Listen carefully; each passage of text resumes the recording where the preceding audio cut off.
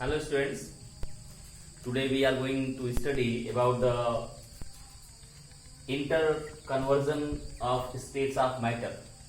It means how we will convert from one state of matter into another state of matter. We know that there are three states of matter. First is solid, second is liquid, and third is gas. We have already studied about these. So when we heat the solid substances, it changes into liquid, and the conversion of solid into liquid, its liquid is known as melting. And when we further heat the liquid state of a substance, then it changes into its vapor state or gaseous state. And this process is known as boiling. Conversion of liquid into vapor is known as vaporization or boiling at a fixed temperature. These activities are known as interconversion of state of matter. यानी जैसे आपने पढ़ा हुआ है कि जो substance होते हैं, मैटर जो होता है उसकी थ्री फिजिकल स्टेट्स होती हैं, सॉलिड, लिक्विड और गैस. और अगर इनको हम एक दूसरे में परिवर्तित करते हैं, जैसे सॉलिड है, इसको हमें लिक्विड में कन्वर्ट करना है, परिवर्तित करना है, तो सॉलिड को जब हम हीट करते हैं तो ये क्या करता है, लिक्विड में कन्वर्ट होता है. लिक्विड को अगर पुनः हीट करते हैं तो ये वेपर स्टेट या गैसेस स्टेट में कन्वर्ट हो जाता है.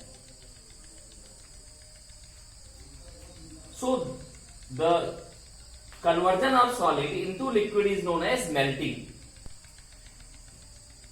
यानी किसी ठोस का द्रव में परिवर्तित होना क्या कहलाता है, मेल्टिंग कहलाता है. और किसी लिक्विड का उसकी वेपर में कन्वर्ट होना या गैसेस स्टेट में कन्वर्ट होना गर्म करने पर वो बॉइलिंग कहलाता है या क्वथन कहलाता है. Next topic is here melting point. What is melting point? So we can draw a graph here. Suppose that we are going to draw here a graph between temperature and time.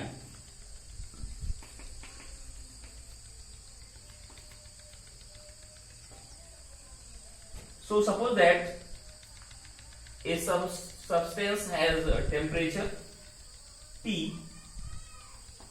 or T1 at 0 second. When we start to heat this substance, जब इसको हम गर्म करना शुरू करते हैं, इसका temperature बढ़ता है, राइज करता है समय के साथ. तो सपोज करो ये टेम्परेचर इसका राइज करते हुए यहां पहुंच गया. ये हो गया temperature T2. Suppose that this is temperature T2. At this time the solid starts to melt. Then there is no rise in temperature.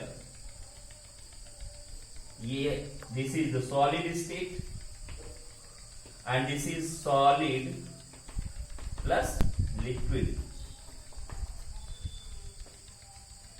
It means we can say here S plus L. Solid and liquid state both are there. And when all solid convert into liquid, then again temperature rises.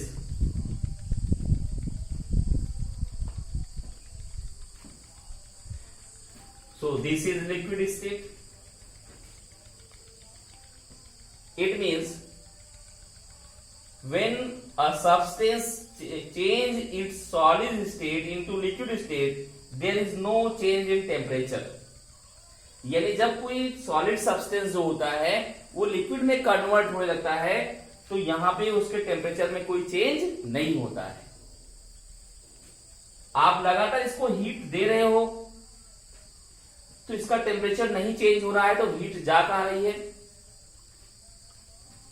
ये जो heat है ये इसकी अवस्था परिवर्तित करने में व्यय हो रही है। जो हीट हम लोग इसको दे रहे हैं, जो हीट एनर्जी इसको दिया जा रहा है, वो हीट एनर्जी इसके टेम्परेचर को राइज नहीं कर रही है, बल्कि क्या कर रही है, इसके स्टेट को कन्वर्ट कर रही है। क्योंकि हम जानते हैं सॉलिड स्टेट में क्या होता है, जो मॉलिक्यूल्स हैं ये क्लोजली और टाइटली पैक्ड होते हैं, और जब ये सब्सटेंस जो सॉलिड सब्सटेंस है, when solid substance changes into liquid substance, in the solid substance आप जानते हो जो इंटरमॉलिक्यूलर स्पेस होता है बहुत कम होता है, फोर्स ऑफ अट्रैक्शन बहुत ज्यादा होता है। तो ये जो मॉलिक्यूल्स और मॉलिक्यूल्स के बीच में यहाँ पे जो फोर्स ऑफ अट्रैक्शन है वो सॉलिड में बहुत ज्यादा होता है। तो ये जो अट्रैक्शन है, फोर्स है, इस फोर्स को हमें ब्रेक करना है, तोड़ना है, तो वी नीड एनर्जी। हमें किसकी जरूरत पड़ेगी? एनर्जी की। यानी इन मॉलिक्यूल्स को अगर हमें दूर दूर करना है, जैसे इनके बीच में गैपिंग करना है, तो यहाँ पे जो फोर्स ऑफ अट्रैक्शन है उसको हमें ब्रेक करना होगा, और ब्रेक करने के लिए हमें एनर्जी की जरूरत होगी, और वो एनर्जी कहां से आएगी? हीट से। तो इसीलिए जब किसी सब्सटेंस की जो स्टेट चेंज होती है, अवस्था परिवर्तित होती है, तो उसके टेम्परेचर में कोई परिवर्तन नहीं होता है। ये क्लियर हुआ आपका?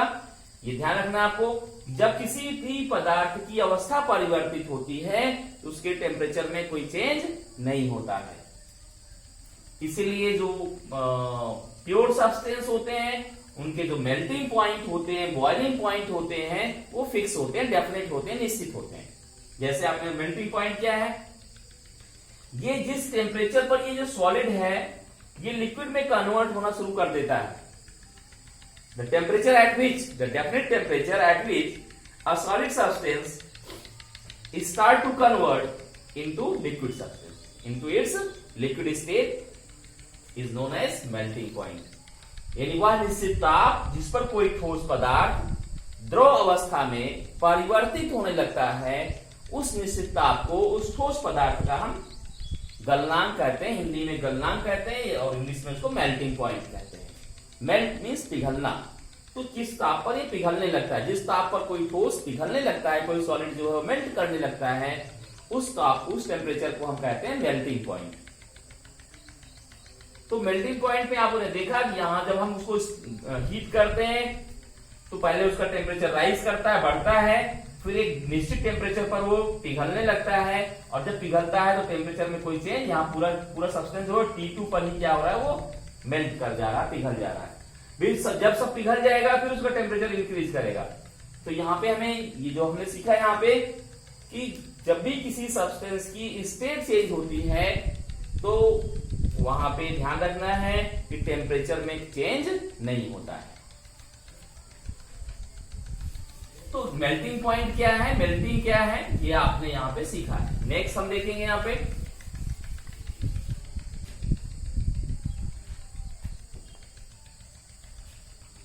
अभी आपने कहा कि ये जो सॉलिड सब्सटेंस है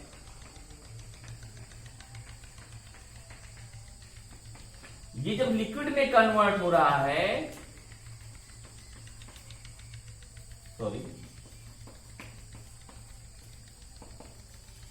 when solid substance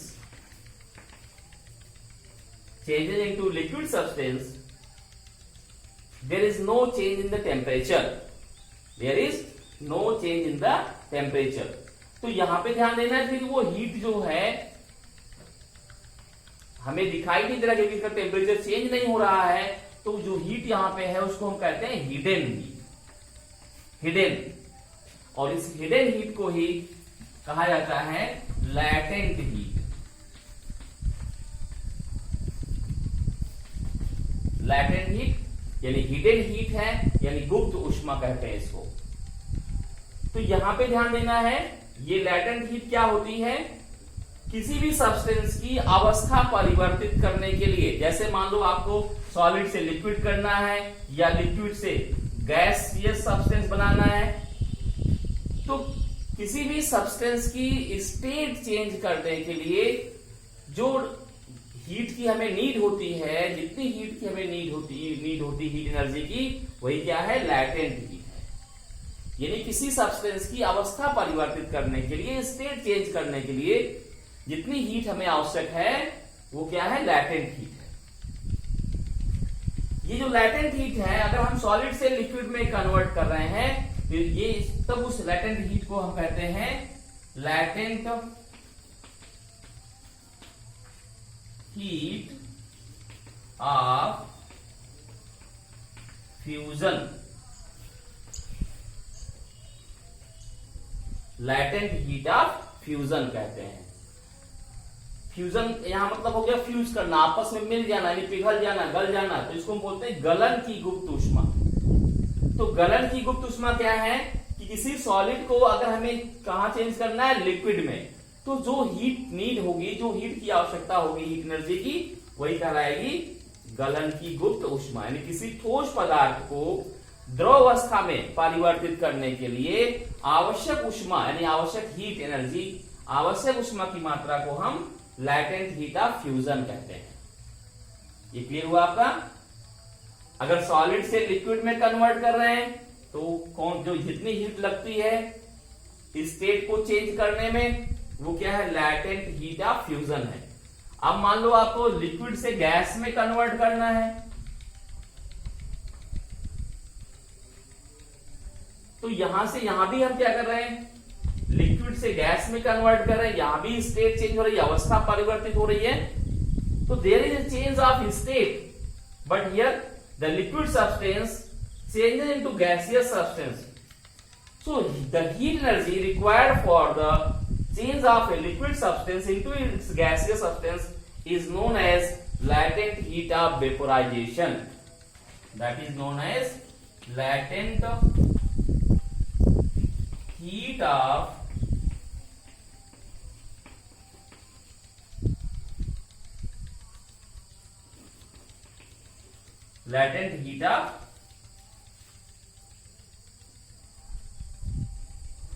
वेपराइजेशन।